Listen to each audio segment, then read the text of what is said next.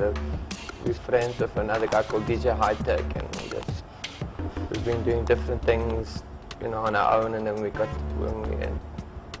of linked and started the Antwoord. I don't know, it's just kind of organic. I can't remember exactly. It was a long, you know, you just start messing around with stuff and it kind of works.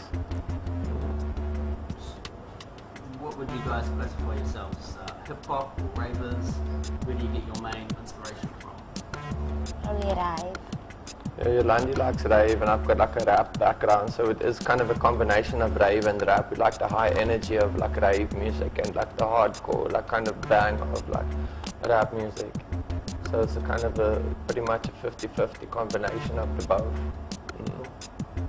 How much of the success you've had in the past year or two you put down to internet? Almost everything, like TV and radio and magazines and that sort of thing. And CDs are pretty much becoming like quite old school, like VHS or something. So we, you know, the interwebs right there for everyone to use. You know, but we didn't really like plan that. That was just a kind of a lucky thing, really. We just made our music. We have a live show, and we made some music videos and took some photographs. Simple Simon, and then we worked a long time to put it all together, and then our friend put together the Antwoord.com for us, and then we just, in January last year, we just put it all together into that's all, you know, into that cyberspace, into that place. And we didn't even want to put our stuff on YouTube, but just our site kept crashing, and because we were streaming it off our own. I didn't know what a server and all that sort of stuff was. But I've just found out about it, and so we just we started streaming all our videos through YouTube, so we wouldn't, like, because we started owing people money for the amount of traffic that was coming off. In South Africa, you don't get unlimited bandwidth, so we had to pay this guy like all our money we had because of the downloads we were getting, and then put it on an American Infinite server or something, and then everything just went fucking mental. Nice. How did you guys come to work? How did you come to work with Diplo on your latest track, How did we? Diplo started posting like things of like about Yolandi on his blog or something, and then he just sent us this beat and we rode around. Oh yeah, and then he sent us a beat, and then we didn't know who he was, and then the beat was real like nice, and then we kind of just and then we met him, and where did we meet him? It was the first time to play overseas at Coachella. There's like fancy festival there. You drive around on golf carts to go perform, and then we met Diplo there, and then yeah, we got on good, and then we made a song. Yeah. Can you explain exactly what you mean by Zef music? What is Zef to you guys? Zef's a style from South Africa, and that's kind of like, it's like kind of in America you get hip hop or something, and it's like kind of like a style, or like it's not just a, you know, you get rap and then you get hip hop, and it's like a whole style. And Zef in South Africa is like a whole style. It's how you, like a way of thinking and dressing and how things sound and stuff. And kind of our style is there, so it's like a South African thing. What are you gonna say? Sorry. I can't remember. Okay, so if you guys were in your collaboration with someone like Justin Bieber, for example, what do you reckon the subject matter would be? I don't think we would do a collaboration with him. It would be, say, like, pull down your pants, let me see if you're a girl or boy or something. That would be quite a nice hook. Yeah. What can fans at Big Day Out expect for your show tomorrow? We don't know. Our live show is pretty much the center of our storm, so they can expect to be like kind of in the presence of that. They can come and fuck out and fuck wild and the kids go nuts. Yeah, they go crazy at the live, and it's real sweet. You guys can be playing at 10,000 people. Oh Holy moly, it's quite a lot of people. Jesus. So did you bring DJ Hatip or what? Yeah, we roll with him. Yeah, strictly. And he just doesn't, he's a bit shy. He doesn't like 'cause interviews though. He's got like a speech impediment. Fair enough. Did you always want to be rappers growing up? Did you ever think you'd get paid to travel the world representing South African music culture? I knew I wanted to be a rapper. I didn't know I was going to get paid for it until recently. And I always wanted to fly around the world, but I didn't know it was, that it was going to happen. It was going to take so fucking long to kick. But Yolandi, she got started early. She's the young blood in the force, in the scene.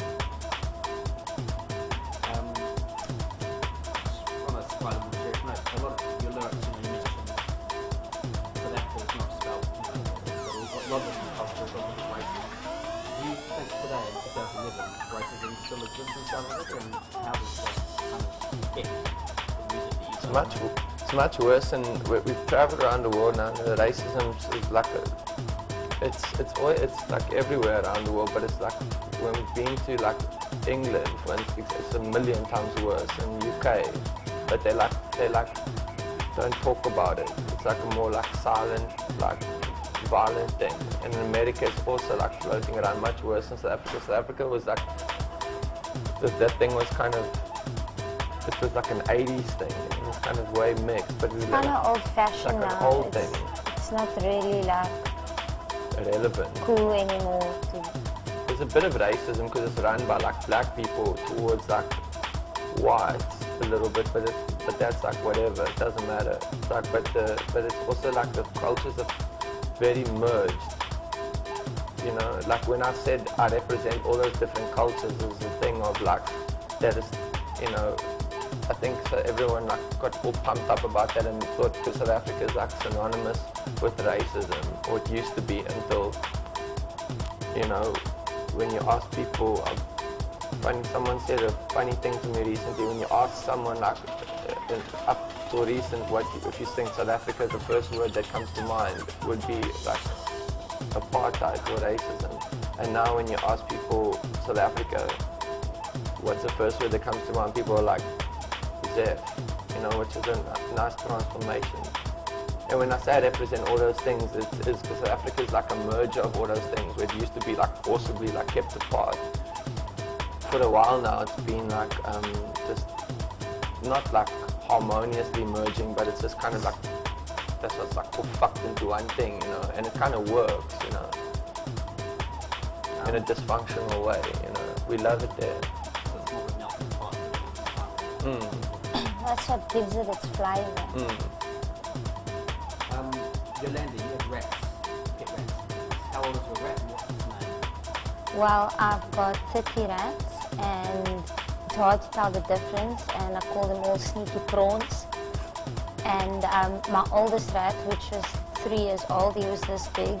His name was Khumi. He recently passed away and I got him stuffed, so when I get back he'll be ready. It took almost 6 months for the process to happen because they had to treat the skin and everything. And I got him stuffed in this position like this, like Splinter. On his back legs. Yeah, so I'm excited. Like Master Splinter. They had to get eyes from Germany. Really? Yeah. I don't know if you guys probably been asked this many times before. Who gives you your haircuts? My friend Andrew, and I cut her hair. Nice. Her mom used to cut it, but then I thought of the side thing. My mom used to cut it like this, but then she wanted to copy I my wanted style. to take the sides off, and then she said, no, it's going to look too weird. So Ninja did it for me. I didn't care, I just cut it off. Now my mom also cut her hair like this. You've only, just arrived in New Zealand, but what are your impressions so far? What had you heard about Kiwis before you came here? What? I know What's about New Kiwi. Zealand, sorry, Kiwi. We have Kiwi shoe polish in South Africa. I don't know if it's from New Zealand. Yeah. Kiwis is Australia, is it? Is it like the fruit? No, the kiwi fruit. No, it's a little Kiwi's a animal little with a long beak like a hardy dog. I don't know that much about it. I just know that like Bilbo Baggins is from New Zealand, and I can't tell the difference between a New Zealand accent and an Australian accent, but it's probably different. Wow. But my ear's not like that. Everyone says when we go overseas, are we from Australia?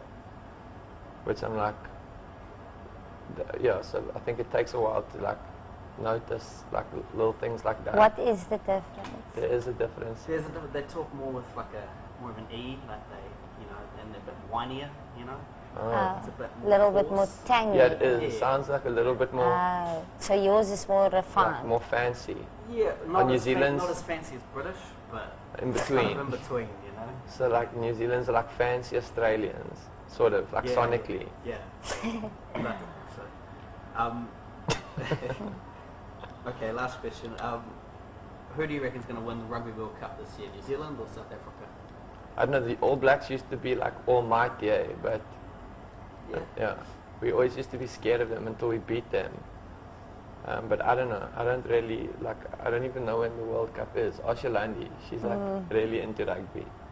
Yeah, I guess I'd have to bet for New Zealand. Nice. Cool. Alright, well, thanks guys. Okay, Sweet. It was an cool. awesome time when you're here. Thanks for having us. Once, thank you. Cheers. Cool.